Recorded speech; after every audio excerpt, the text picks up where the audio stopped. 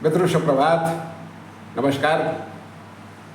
मित्रों, एक राजा एक महात्मा जी की पर्णकुटी पर जाया करते थे। एक दिन राजा ने महात्मा जी से कहा कि प्रभु, आप मेरे महलों में पधारिए। महात्मा जी बोले, नहीं, मैं आपके महल में नहीं आऊँगा, मुझे वहाँ बड़ी दुर्गंध आती है। राजा ने कहा कि मेरे महल में तो इत्र फुलेल आदि सब छिड़का जाता रहता है, फिर वहाँ दुर्गंध का क्या काम है? आपको दुर्गंध आती है? बोले, हाँ, मुझे दुर्गंध आती है।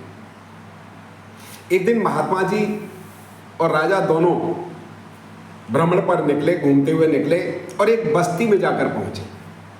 उस बस्ती के लोग चमड़े का काम करते थे। वहाँ चमड़ा कमाया जा रहा था, कहीं सूख रहा था, कहीं गीला था, कहीं उसको छीला जा रहा था, चमड़े का काम हो रहा था। कुछ देर में राजा बोला, महाराज, यह कितनी दुर्गंध आ रही है, मेरी तो नाक फटी जा रही है दुर्गंध से।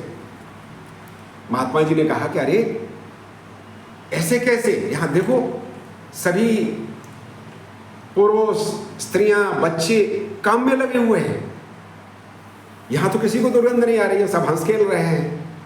तो राजा ने कहा, इनको तो महाराज अभ्यास हो गया है, यहां रहते रहते ये काम करते करते, इसलिए इनको दुर्गंध नहीं आती है, चमड़े की दुर्गंध नहीं आती है।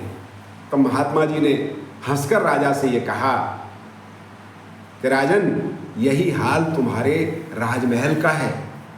तुम्हें वहां विषय भोगों वासनाओं के बीच में रहते हुए उनका अभ्यास हो गया है, लेकिन मुझे उन विषयों को देखकर उल्टी सी आती है, अरुचि होती है, मुझे दुर्गंध आती है।